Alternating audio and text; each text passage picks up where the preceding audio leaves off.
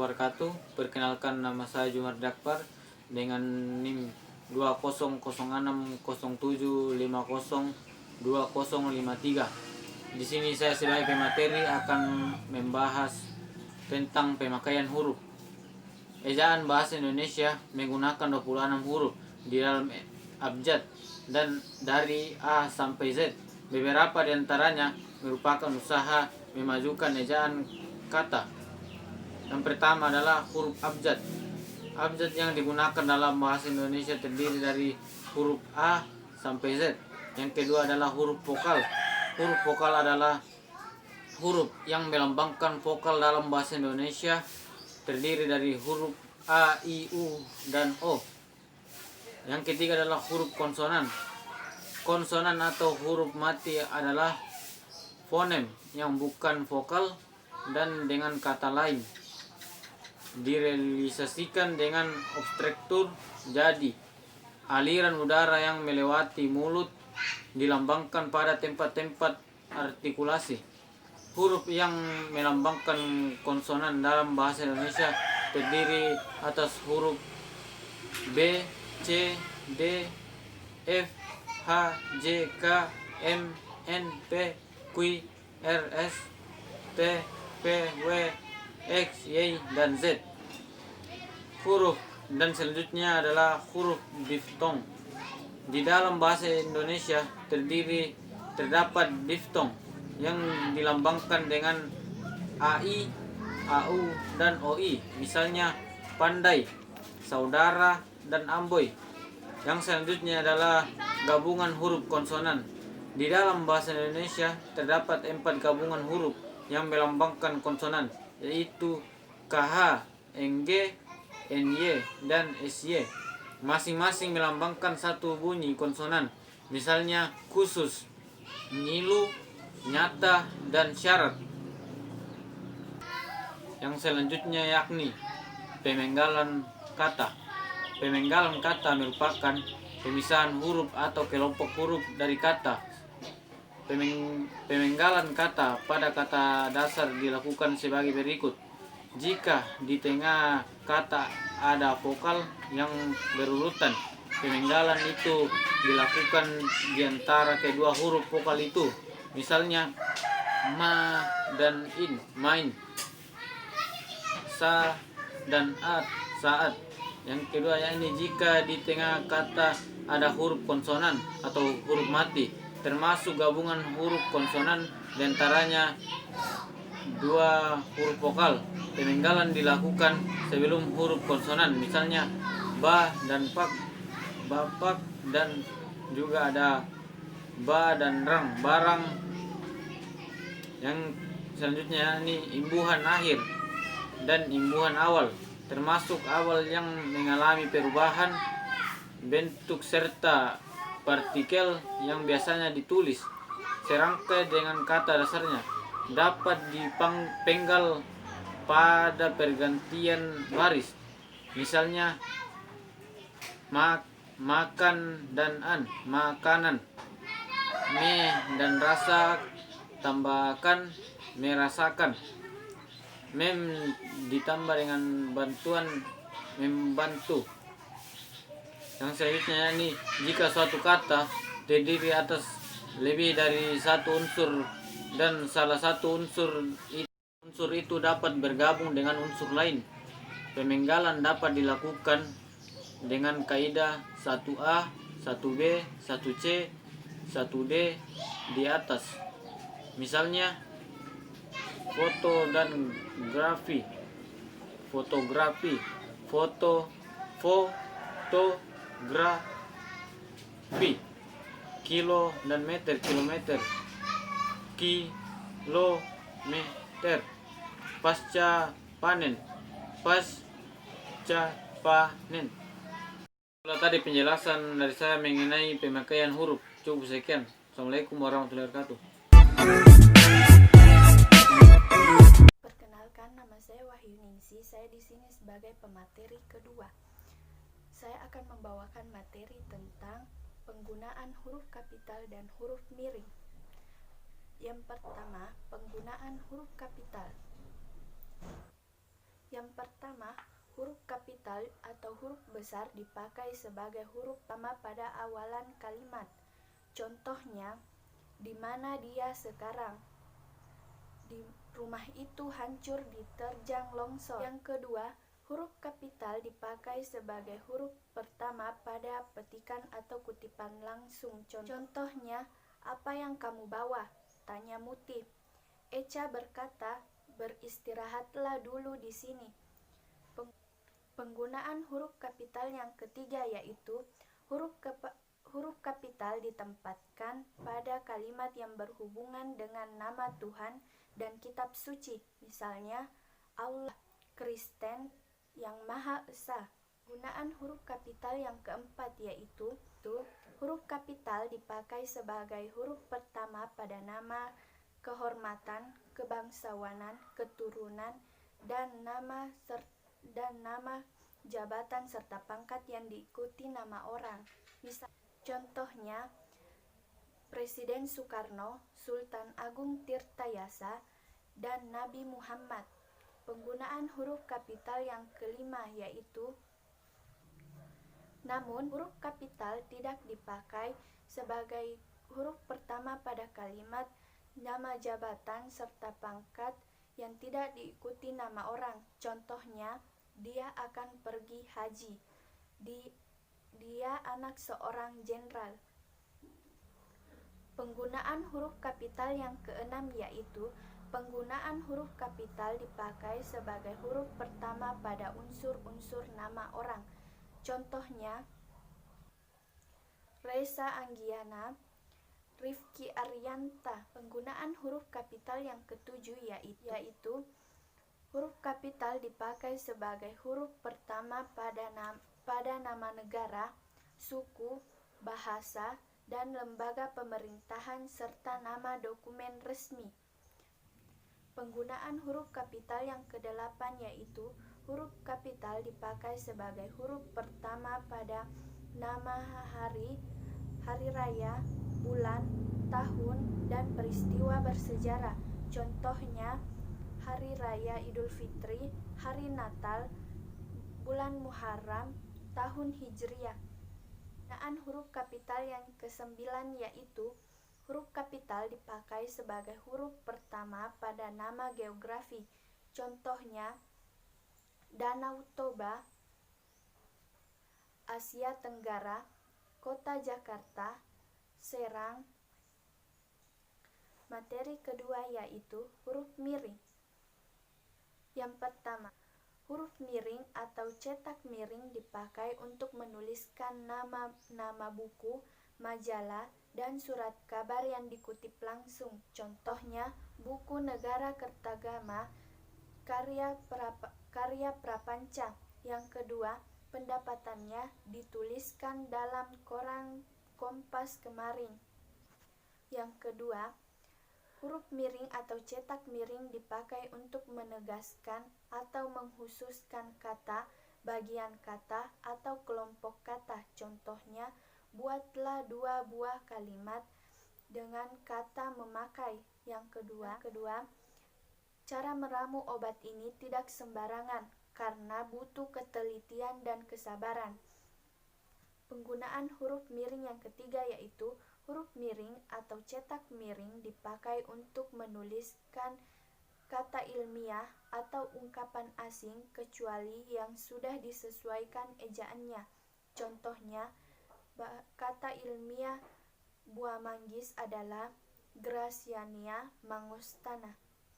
Materi selanjutnya akan dijelaskan oleh pemateri ketiga. Baiklah, saya sebagai pemateri ketiga akan melanjutkan pemaparan materi dari Saudari Wahyuningsih, yaitu penulisan kata. Yang pertama, kata dasar. Kata dasar ialah suatu kata yang berupa kata dasar yang ditulis sebagai satu kesatuan. Yang kedua, kata turunan. Kata turunan terbagi menjadi beberapa bagian, yaitu 1. Imbuhan. Imbuhan terdiri dari awalan, sisipan, dan akhiran yang ditulis serangkai dengan kata dasarnya. 2. Jika bentuk dasar berupa gabungan kata Awalan dan akhiran ditulis serangkai dengan kata yang langsung mengikuti atau mendahulunya. 3. Jika bentuk dasar yang berupa gabungan kata mendapat awalan dan akhiran sekaligus, maka unsur gabungan kata itu ditulis serangkai.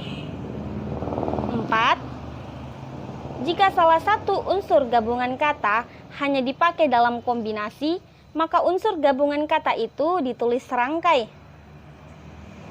Yang ketiga, bentuk ulang.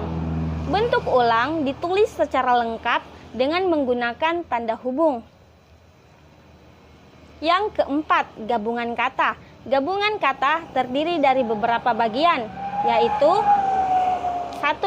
Gabungan kata yang lazim disebut kata majemuk yang termasuk istilah khusus. Unsur-unsurnya pun ditulis secara terpisah. 2. Gabungan kata termasuk istilah khusus yang mungkin menimbulkan kesalahan pengertian yang dapat ditulis dengan tanda hubung untuk menegaskan pertalian antara unsur yang bersangkutan. 3. Gabungan kata yang ditulis serangkai. Yang kelima, kata gantiku, kau, mu, dan nya. Kata gantiku dan kau ditulis serangkai dengan kata yang mengikutinya. Ku, mu, dan nya ditulis serangkai dengan kata yang mendahulunya. Yang keenam, kata depan di, ke, dan dari. Kata depan di, ke, dan dari ditulis secara terpisah dari kata yang mengikutinya, kecuali di dalam gabungan kata yang sudah lazim dianggap sebagai satu kata, seperti kepada dan daripada. Yang ketujuh, kata si dan sang. Kata si dan sang ditulis secara terpisah dari kata yang mengikutinya. Yang kedelapan, partikel. Partikel terdiri dari beberapa bagian, yaitu 1. Partikel lah, kah, dan ta yang ditulis serangkai dengan kata yang mendahulunya. 2. Partikel pun ditulis secara terpisah dari kata yang mendahulunya. 3.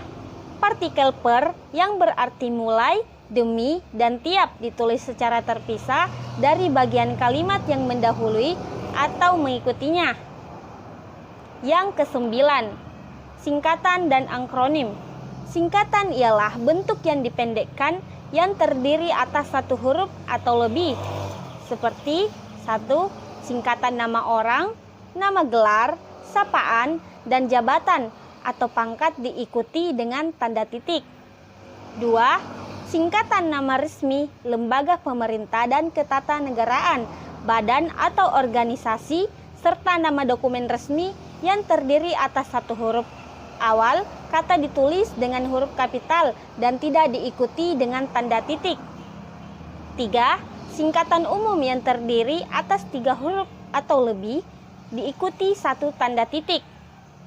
4. Lambang bilangan kimia. Singkatan satuan ukuran, takaran, timbangan, dan mata uang, tidak diikuti dengan tanda titik. Selanjutnya, akronim. Akronim ialah singkatan yang berupa gabungan huruf awal, gabungan suku kata, ataupun gabungan huruf dan suku kata dari deret kata yang diperlakukan sebagai kata, seperti 1. Akronim nama. Akronim nama diri yang berupa gabungan huruf awal dari deret kata ditulis seluruhnya dengan menggunakan huruf kapital. 2. Akronim nama diri yang berupa gabungan suku kata atau gabungan huruf dan suku kata dari deret kata yang ditulis dengan huruf awal kapital. 3. Akronim yang bukan nama diri yang berupa gabungan huruf, suku kata, atau seluruhnya yang ditulis dengan huruf kecil. Yang ke-10, angka dan lambang bilangan. Angka dan lambang bilangan terdiri dari beberapa bagian, yaitu 1.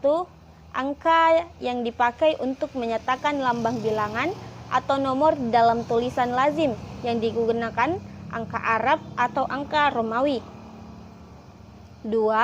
Angka yang digunakan untuk menyatakan ukuran panjang, bobot, luas, isi, satuan waktu, nilai uang, dan kuantitas. Yang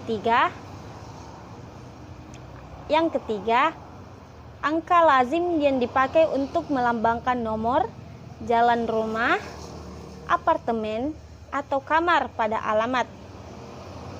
4. Angka yang digunakan juga untuk menomori bagian karangan dan ayat kitab suci.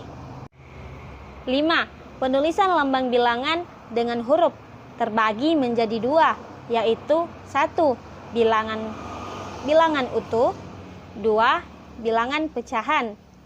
6. Penulisan lambang bilangan tingkat. 7. Penulisan lambang bilangan yang mendapat akhiran an. 8. Lambang bilangan yang dapat dinyatakan dengan 1 atau 2 kata yang ditulis dengan huruf, kecuali jika beberapa lambang bilangan yang dipakai secara berurutan seperti dalam perincian dan pemaparan. 9. Lambang bilangan pada awal kalimat ditulis dengan huruf. Jika perlu, susunan kalimat diubah sehingga terdapat pada awal kalimat. 10. Angka yang menunjukkan bilangan utuh yang besar dapat dieja sebagian supaya lebih mudah dibaca. Yang ke-11, bilangan tidak perlu ditulis dengan angka dan huruf sekaligus dalam teks, kecuali di dalam dokumen resmi seperti akta dan kwitansi. 12. Jika bilangan dilambangkan dengan angka dan huruf, maka penulisannya harus tepat. Itulah tadi pemaparan materi dari saya. Selanjutnya akan dilanjutkan oleh Saudari Dian Agesti. Bawakan materi ketiga, yaitu penulisan unsur sarapan. Penulisan unsur sarapan biasanya masih menggunakan bahasa asing, namun tetap dipakai dalam konteks bahasa Indonesia. Unsur asing tersebut sudah diserap dan disesuaikan ke dalam bahasa Indonesia sehingga sering digunakan dalam kehidupan sehari-hari. Seiring perkembangannya bahasa Indonesia menyerap berbagai unsur asing agar lebih singkat dan mudah dipahami. Unsur sarapan memuat bahasa Indonesia terlebih-lebih bercorak internasional.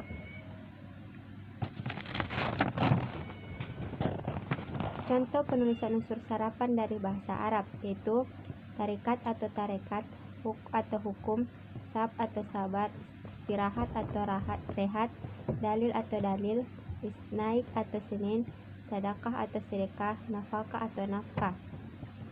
Contoh penulisan unsur sarapan dalam bahasa Cina: angpau atau akpau, bakpau atau bakpau, cawan atau cawan, gincu atau ginca, kelentang atau kelenteng, giwang atau giwang, lumpia atau lumpia, sate atau satai, siomay atau siomay, teko atau teko. Contoh penulisan unsur sarapan dari bahasa Belanda: absen atau abset, agen atau aget, amatir atau amatir, ambulans atau ambulans, aransemen atau arangemen, arsitek atau arsitek, bakteri atau bakteria, coklat atau kokolat. Baik, saya Zahnarut Anissa akan membawakan materi tentang pemakaian tanda baca. Tanda baca adalah simbol yang tidak berhubungan dengan fonem atau kata dan frasa pada suatu bahasa, melainkan berperan untuk menunjukkan struktur dan organisasi suatu tulisan, dan juga intonasi serta jeda yang dapat diamati sewaktu pembacaan. Pemakaian dan penulisan tanda baca memang terkesan sepele, namun jika tidak tepat, makna dari sebuah kalimat bisa berubah. Karena hal tersebutlah, penting mengetahui berbagai penulisan dan pemakaian tanda baca yang ada dalam bahasa Indonesia. Adapun pemakaian tanda titik dalam bahasa Indonesia yaitu dipakai pada akhir kalimat pernyataan, dipakai di belakang angka atau huruf dalam satu bagan, ikhtisar atau daftar. Dipakai untuk memisahkan angka jam, menit, dan detik yang menunjukkan waktu atau jangka waktu. Dipakai dalam daftar pustaka di antara nama penulis, tahun, judul tulisan, dan tempat terbit. Dipakai untuk memisahkan bilangan ribuan atau kelipatannya yang menunjukkan jumlah. Adapun pemakaian tanda koma dalam bahasa Indonesia yaitu yang pertama, dipakai di antara unsur-unsur dalam suatu pemerincian atau pembilangan. Yang kedua, dipakai sebelum kata penghubung seperti tetapi, melainkan, dan sedangkan dalam kalimat majemuk setara. Yang ketiga, dipakai untuk memisahkan anak kalimat yang mendahului induk kalimatnya. Yang keempat, dipakai di belakang kata atau ungkapan penghubung antar kalimat, seperti oleh karena itu, jadi, dengan demikian, sehubungan dengan itu, dan meskipun demikian. Yang kelima, dipakai sebelum atau sesudah kata seru seperti o, ya, wah, adu, atau hai, dan kata yang dipakai sebagai sapaan seperti bu, dik, atau nak. Yang keenam, dipakai untuk memisahkan petikan langsung dari bagian lain dalam kalimat. Yang ketujuh, dipakai di antara nama alamat, bagian-bagian alamat, tempat tanggal, serta nama tempat dan wilayah atau negeri yang ditulis berurutan. Yang kedelapan, dipakai untuk memisahkan bagian nama yang dibalik susunannya dalam daftar pustaka. Yang kesembilan, dipakai di antara bagian-bagian dalam catatan kaki atau catatan akhir. Yang kesepuluh, dipakai di antara nama orang dan singkatan gelar akademis yang mengikutinya untuk membedakannya dari singkatan nama diri, keluarga, atau marga. Yang ke-11 dipakai sebelum angka desimal atau di antara rupiah dan sen yang dinyatakan dengan angka. Yang ke-12 dipakai untuk mengapit keterangan tambahan atau keterangan oposisi. Yang ke-13 dipakai di belakang keterangan yang terdapat pada awal kalimat untuk menghindari salah baca atau salah pengertian. Adapun pemakaian tanda titik koma dalam bahasa Indonesia yaitu yang pertama, dipakai sebagai pengganti kata penghubung untuk memisahkan kalimat setara yang satu dari kalimat setara yang lain di dalam kalimat majemuk. Yang kedua, dipakai pada akhir perincian yang berupa klausa. Kemudian yang ketiga, dipakai untuk memisahkan bagian-bagian pemerincian dalam kalimat yang sudah menggunakan tanda koma. Adapun pemakaian tanda titik dua dalam bahasa Indonesia yaitu yang pertama, dipakai pada akhir suatu pernyataan lengkap yang diikuti pemerincian atau penjelasan. Yang kedua, dipakai sesudah kata atau ungkapan yang memerlukan pemberian. Kemudian yang ketiga, dipakai dalam naskah drama sesudah kata yang menunjukkan pelaku dalam percakapan. Yang keempat, dipakai di antara jilid atau nomor dan halaman, surah dan ayat kitab suci, judul dan anak judul suatu karangan, serta nama kota dan penerbit dalam daftar pustaka. Adapun pemakaian tanda hubung dalam bahasa Indonesia yaitu yang pertama dipakai untuk menandai bagian kata yang terpenggal oleh pergantian baris. Yang kedua dipakai untuk menyambung unsur kata ulang. Yang ketiga dipakai untuk menyambung tanggal, bulan, dan tahun yang dinyatakan dengan angka atau menyambung huruf dalam kata yang dieja satu-satu. Yang keempat dipakai untuk memperjelas hubungan bagian kata atau ungkapan. Yang kelima, dipakai untuk merangkai. Yang keenam, dipakai untuk merangkai unsur bahasa Indonesia dengan unsur bahasa daerah atau bahasa asing. Yang ketujuh, digunakan untuk menandai bentuk terikat yang menjadi objek bahasan. Adapun pemakaian tanda pisah dalam bahasa Indonesia yaitu yang pertama dipakai untuk membatasi penyisipan kata atau kalimat yang memberi penjelasan di luar bangun kalimat. Yang kedua dipakai juga untuk menegaskan adanya keterangan aposisi atau keterangan yang lain. Yang ketiga dipakai di antara dua bilangan, tanggal atau tempat yang berarti sampai dengan atau sampai ke. Adapun pemakaian tanda tanya dalam bahasa Indonesia yaitu yang pertama dipakai pada akhir kalimat tanya, yang kedua dipakai di dalam tanda kurung untuk menyatakan bagian kalimat yang disangsikan atau yang kurang dapat dibuktikan kebenarannya. Adapun pemakaian tanda seru dalam bahasa Indonesia yaitu dipakai untuk mengakhiri ungkapan atau pernyataan yang berupa seruan atau perintah yang menggambarkan kesungguhan, ketidakpercayaan, atau emosi yang kuat. Adapun pemakaian tanda elipsis dalam bahasa Indonesia yaitu yang pertama dipakai untuk menunjukkan bahwa dalam suatu kalimat atau kutipan ada bagian yang dihilangkan. Yang kedua dipakai untuk menulis ujaran yang tidak selesai dalam dialog.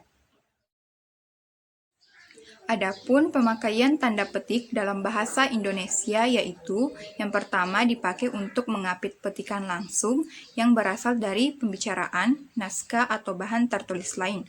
Yang kedua dipakai untuk mengapit judul sajak, lagu, film, sinetron, artikel, naskah atau bab buku yang dipakai dalam kalimat. Yang ketiga dipakai untuk mengapit istilah ilmiah yang kurang dikenal atau kata yang mempunyai arti khusus.